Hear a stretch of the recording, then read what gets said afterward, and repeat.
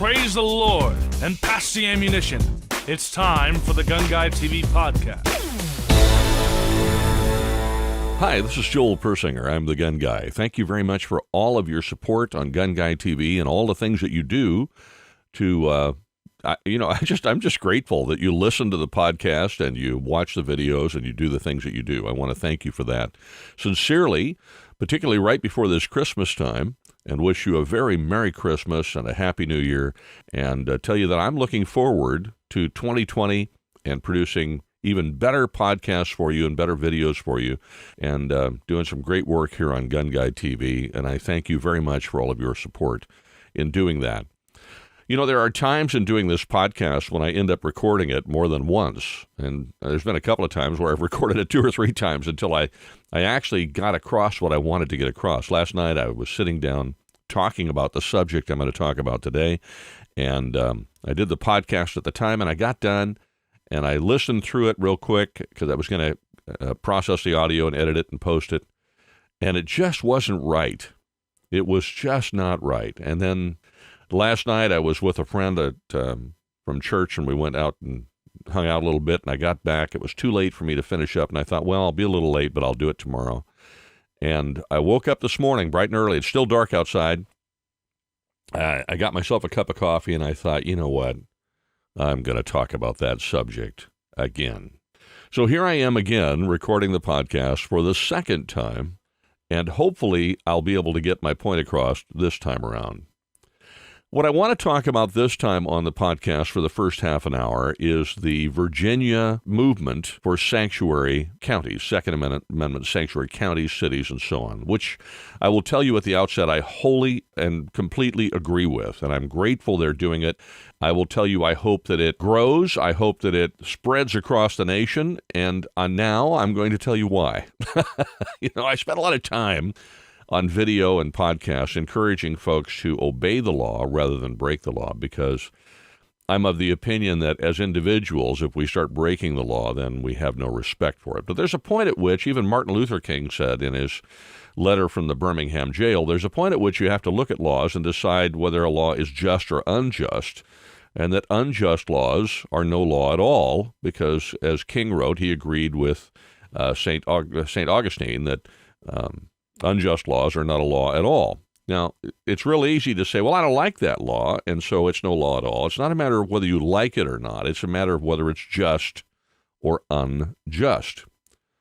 Lately, just thinking about what's happening with the sanctuary movement for Second Amendment sanctuaries, I had to give it a lot of thought, because I wholly disagree with the immigration sanctuary states and that kind of stuff. I live in California, and we are a sanctuary state where people can come into the country illegally, and this state will not help federal authorities find them and remove them from the country. And as a result, we've had many, many instances where illegals have been here, committed crimes, and been released by California authorities back into the society again to commit crimes again.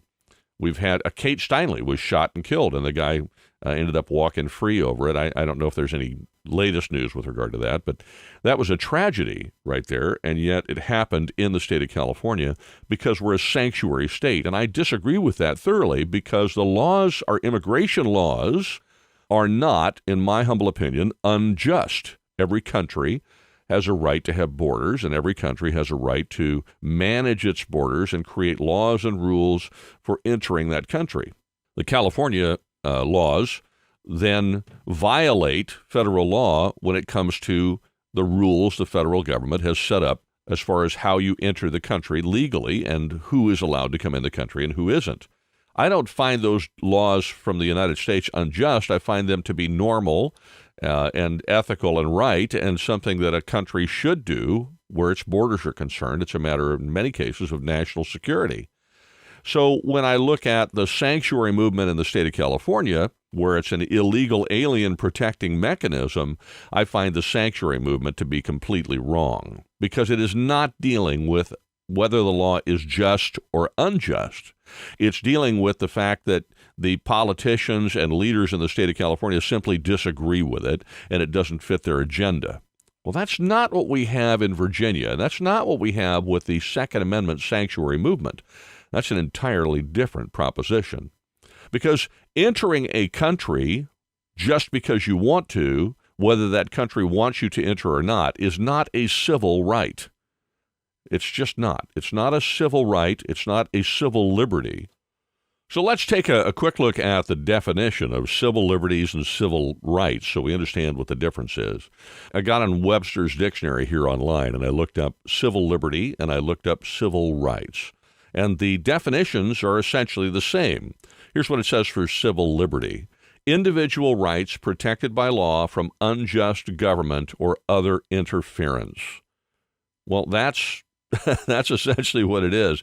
There's another definition that defines civil rights as those rights which are protected, constitutionally protected.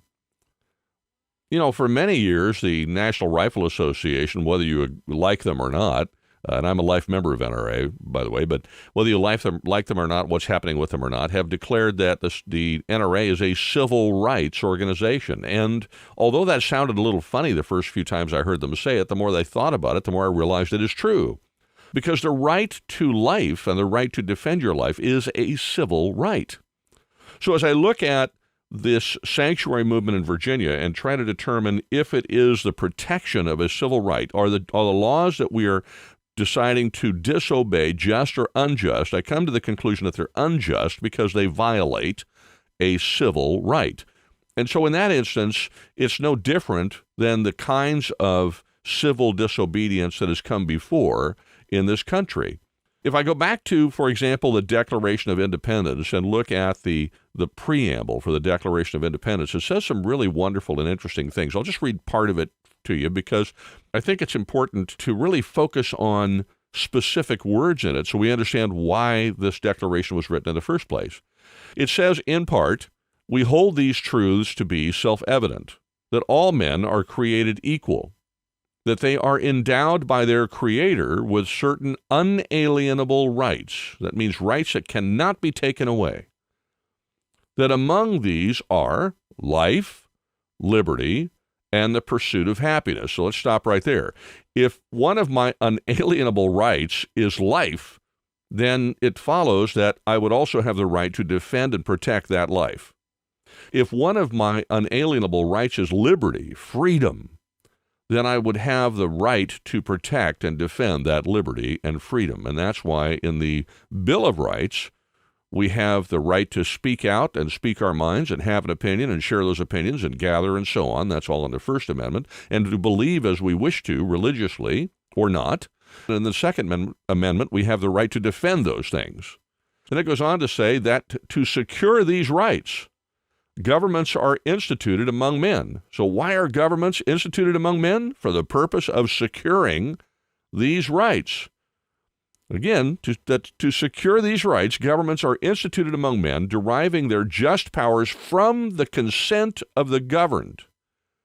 That whenever any form of government becomes destructive of these ends, it is the right of the people to alter or to abolish it, and to institute new government, laying its foundation on such principles and organizing its powers on such form as to them shall seem most likely to affect their safety and happiness. Now that's in the preamble of the Declaration of Independence. We learn that the whole reason for government is to secure those rights and those liberties. And now what we find is our government is taking them away. That's one of the things I think that is the most telling when I really think about this Second Amendment sanctuary movement. I look at the letter from the Birmingham jail written by Martin Luther King. I look at the whole essay on civil disobedience written by Henry David Thoreau.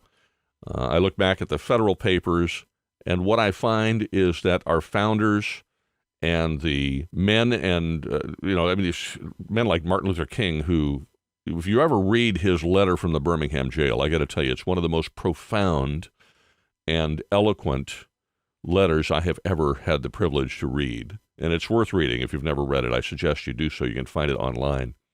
Likewise, Thoreau wrote his essay on civil disobedience, which is quite telling and quite enlightening, and I suggest you read that as well. I don't think you can get that online, but I think you can get it as a Kindle book for like $1 or something like that. So I suggest you read that too. I'm going to quote a couple of those things, and we'll talk more about my thoughts on that and why I have come to the conclusion that this Second Amendment sanctuary movement is exactly what we need to be doing at this moment. I'll talk more about that in just a minute. I thanked you at the outset for supporting GunGuyTV and being such a great supporter of the podcast and the videos and all the things that I do, and I want to thank you again for that. At the same time, I want to give you a way to support GunGuyTV, because it does cost money to do these things, and while I hate to be asking about money all the time, it's sort of a necessary evil, if you will, in order to keep the thing running. So I want to give you a couple of ways that you can support GunGuyTV if you'd like. Very simply. One, obviously, is the podcast is broken into two sections. The first section, the first half an hour, this one is syndicated on all kinds of places. You can find it just about anywhere, iHeartRadio, Stitcher, Spotify, and so on. And then the second half an hour is on Patreon only for Patreon supporters. So if you'd like to hear the entire podcast, you can subscribe on Patreon to do that. And I think at that level, it's $5 a month. And that helps us tremendously. So I would suggest you do that if you'd like to do that. Another way you can support us, which costs you absolutely nothing, is to do your shopping on Amazon, but use our Amazon link to do it. And the way you can do that is go to GunGuy.tv.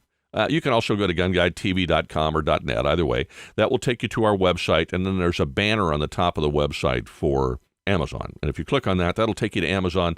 Then you can bookmark that link, and whenever you shop on Amazon, if you use that link, then whatever you buy on Amazon, it doesn't matter whether it's gun-related or not, Amazon will pay us a little marketing fee. It doesn't cost you anything. So you can do that and support GunGuyTV that way. That helps a ton. So please support us financially if you would too, and there's a couple different ways that you can do it. There are others, and I'll explain some of those a little later on in the podcast.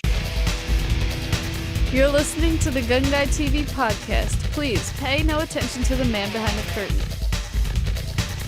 Back to what we were talking about with the Second Amendment sanctuary movement, I think there are some examples in our history which really clarify why this makes a lot of sense. In the Bible, in Ecclesiastes, I think, it says that nothing is new under the sun, that everything that is happening has happened before, and everything that will happen has already happened and will happen again. I mean, I don't remember exactly how it says it, but it's very, very true. There's really nothing new under the sun. We've seen these kinds of usurpations, these kinds of abuses of government before in our own country. Now, we also see them in other places, but we've certainly seen them in our own country. In fact, we saw these kinds of abuses in our country before its founding, which is why we founded the country in the first place and why our founders did what they did to throw off the leadership of England and start their own country. But even since then, these things have come up again. Now, I don't know if you know much about Henry David Thoreau. I'm not exactly an expert on him, but I have read quite a bit of his poetry, and I've had the time and chance to read a lot of the things that he wrote. One of them is an essay on civil disobedience, which is very, very famous. I think it's read in school a lot. Now, I didn't read it in school. I read it because I chose to. I went to college and got stellar grades. I got 4.0 average, but I didn't graduate because I got busy and I decided to go to work. As a result, there are some things I didn't get to do, and one of those things, I'm sure, is have a class in which I was required to read his essay on civil disobedience. So I've read it since, and I found it very enlightening. Thoreau was a guy who was kind of an oddball. He didn't live as a lot of people did. He lived off the land for a while. He was a freedom nut, if you want to call it that. And I love guys that are freedom nuts. I'm kind of a freedom nut myself. And so he was of the opinion that government was really good when it didn't do very much. He didn't like the fact that we'd gone to war with Mexico. He was not thrilled about slavery. He was not thrilled about any of those things. And so he wrote this whole essay on civil disobedience to encourage people not to do things just to do them and not to go along with the crowd, but instead to follow their conscience and do what is right. Along the way, he wrote a couple different things in here which really applies. There's a lot, actually, in that essay that applies to what I'm talking about now, but obviously for time, I can't go through and read the essay to you, but I'll encourage you to read it when you have time. But he made a couple of statements right at the beginning, in the early part of it, that I find very interesting. He said, "I heartily accept the motto, that government is best which governs least."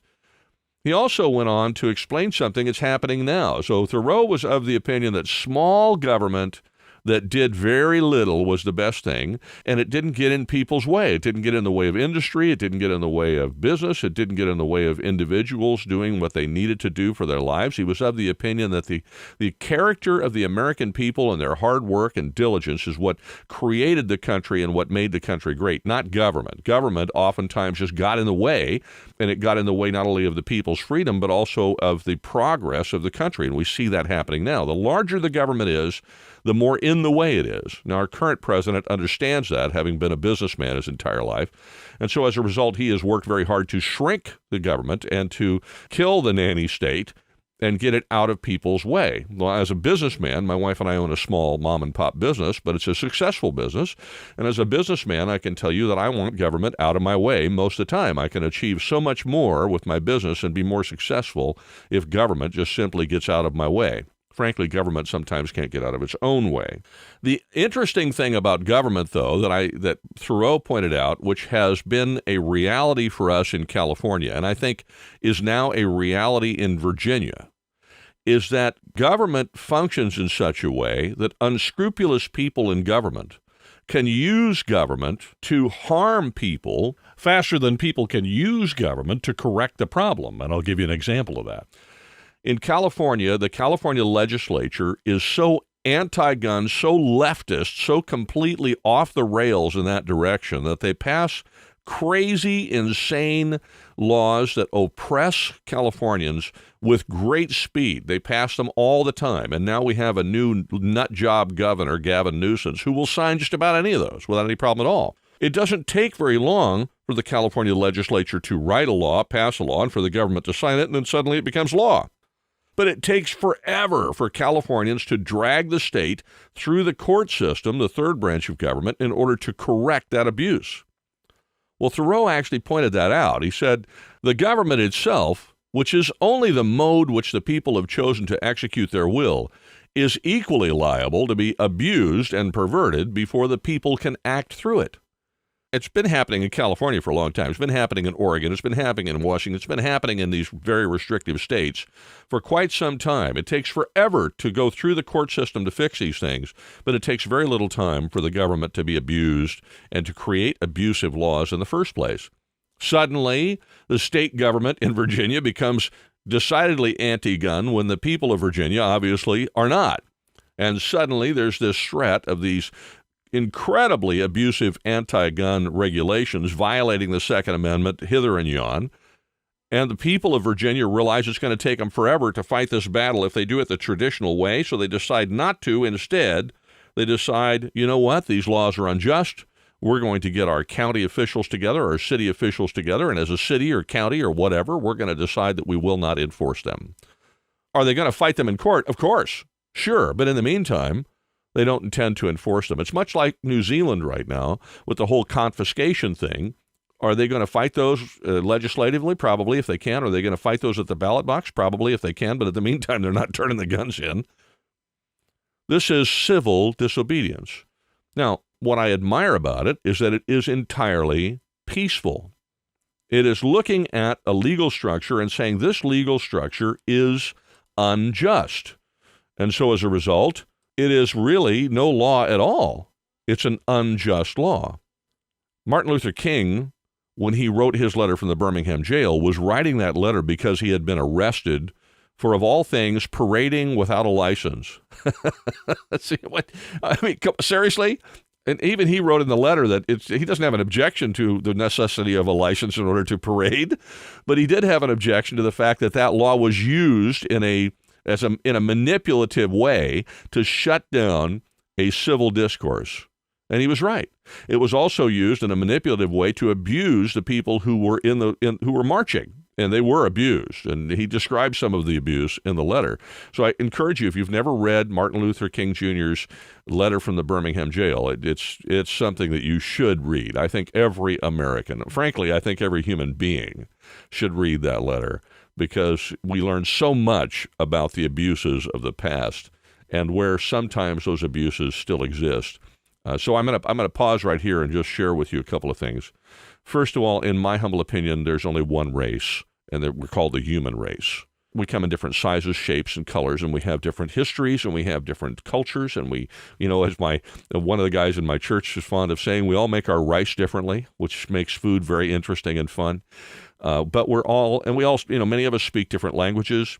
Many of us come from different religious beliefs and backgrounds, but we're all human beings. We all bleed red if you cut us. We all have emotions, and we all hurt, and we all think, and we all are conscious. We're all just human beings. We just may look differently or sound differently or have different ideas. That doesn't make us less human. There is only one race. It's the human race. And society has done an awful lot to try to divide us into groups that don't like each other. I'll give you an example. I'm half Italian, and when I was raised, I was taught that I was an American of Italian descent. I was not an Italian American because I'm not Italian. I've never even been to Italy. Now, growing up, I learned to speak a little Italian, and I can speak enough Italian now to order a meal, and I can ask for directions, but I don't know what they are when they give them to me, so it's not very functional. But I learned a little Italian as a kid, but I've never been to Italy, and I don't speak the language. It's not my primary language. English is my primary language, and I'm not from the Italian culture. I'm an American. So I'm really an American of Italian descent, and yet since that time when people used to think of it that way, now we've become Italian Americans, African Americans, Hispanic Americans, and we're hyphenated Americans, and that divides us and makes us less unified. That was an aside. I'm sorry I drifted off in the desert there, and I apologize. Let me get back on subject.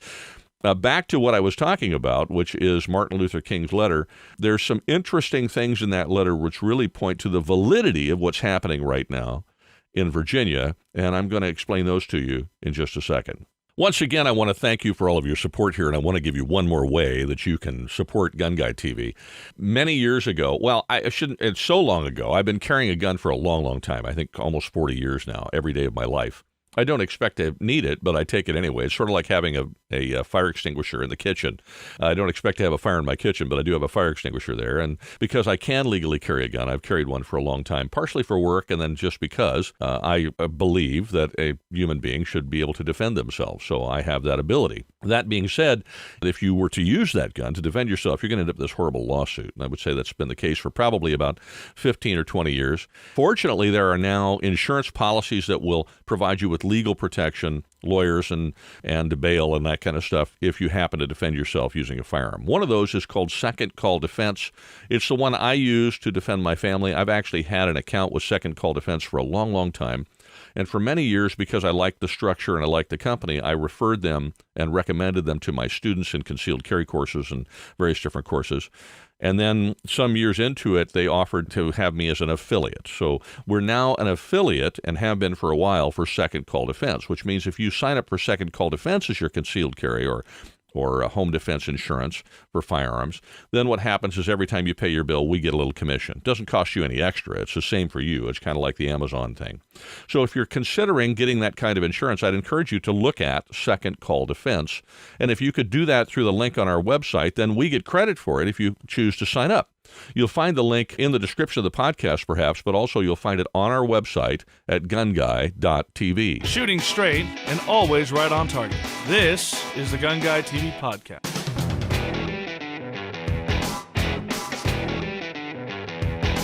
In Martin Luther King's letter from the Birmingham jail, he explained the reason why they took what he called direct action, and he goes into great detail about it, which I don't have time to go into here.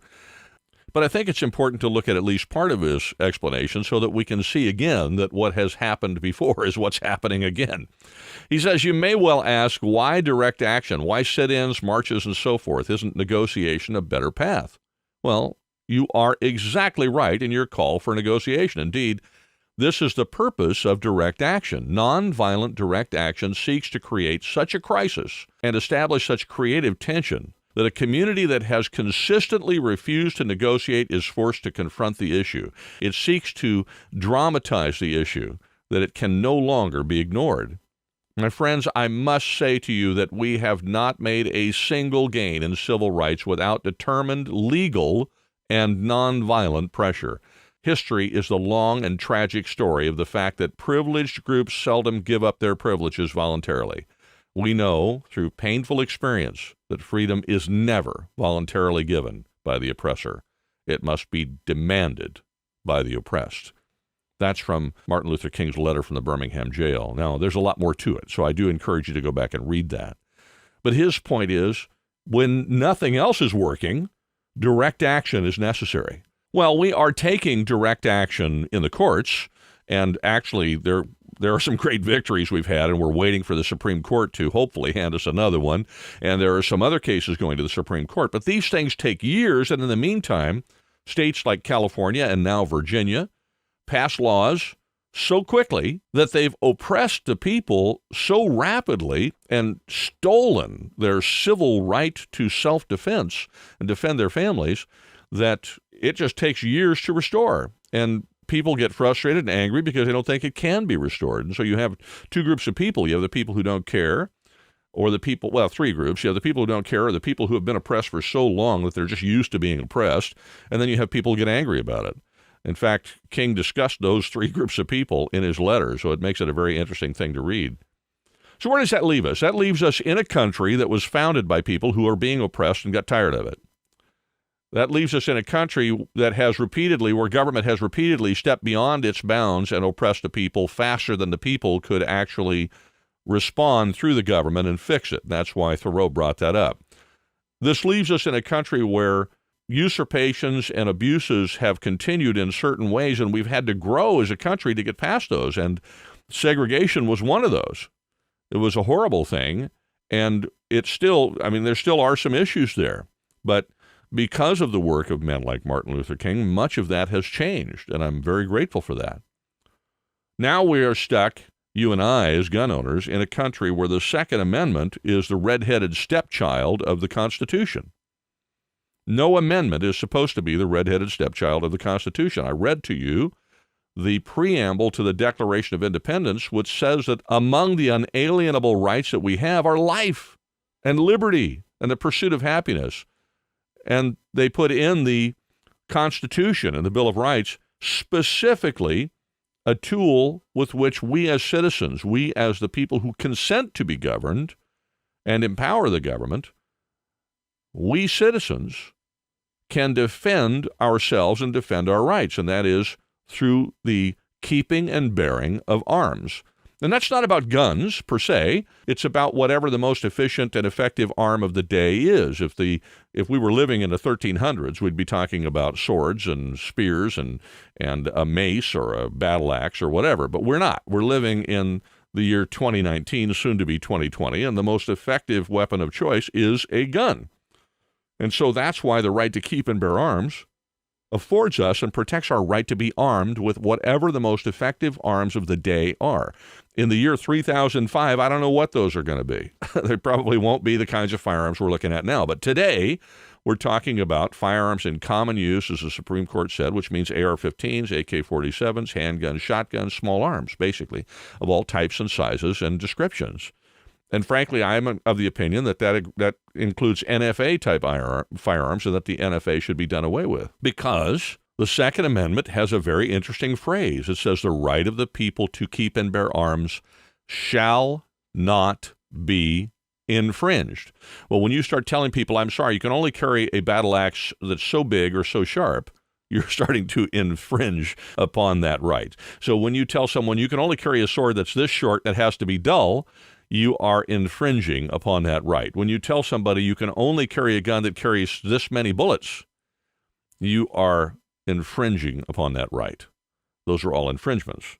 And those laws have been passed faster than we can make them go away.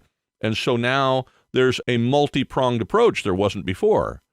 Our current approach has been try to vote in better people. Well, that doesn't always work because the politicians cheat. We've seen that in California among the politicians who developed the jungle primary, which is a disaster and robs the people of California of their vote, essentially, and of their ability to change their own government. And we've seen it also in California in the thrust to give illegal aliens the right to vote, and they actually do vote anyway, even without that right, because the voting system is so screwed up in California that it's very easy to do. And so you get them on the dole, and they'll vote for you because they need whatever you're giving them for free. So we see these politicians cheat to maintain power. Well, and then you can't make the laws go away. the only way you can do it is to drag them through the court. Well, the courts were oftentimes legislating from the bench, so we had the nutty Ninth Circuit, which fortunately our president has changed dramatically, and we couldn't win through the courts. At some point, you got to take the win where you can get it, and right now, I think fighting it through the courts and some form of civil disobedience, peaceful civil disobedience, is warranted. The most effective form of civil disobedience that I've seen is sanctuary county, sanctuary state, sanctuary city, where the Second Amendment is honored and where these anti-gun laws are not going to be enforced. So you can pass laws all you want to, but in Virginia, they're not going to enforce them. What are you going to do now? You're going to send out the National Guard? Well, they might. Who knows? My hope is that the Second Amendment sanctuary movement moves so fast and so powerfully across the entire country that it's just not tenable to send out the National Guard, that it's not a localized single-state issue anymore. It becomes a national issue, and that's where we're going to see change. So if you're in a state where you think you can make this happen, I encourage you to do so. I'm in a state where it would be extraordinarily difficult, but I think as it moves across the country, there's even a chance it could happen in California. Actually, we have one sanctuary city, which is Needles, California. I'm very proud of those folks. They've stood up against the state and said, no, we will not enforce these laws.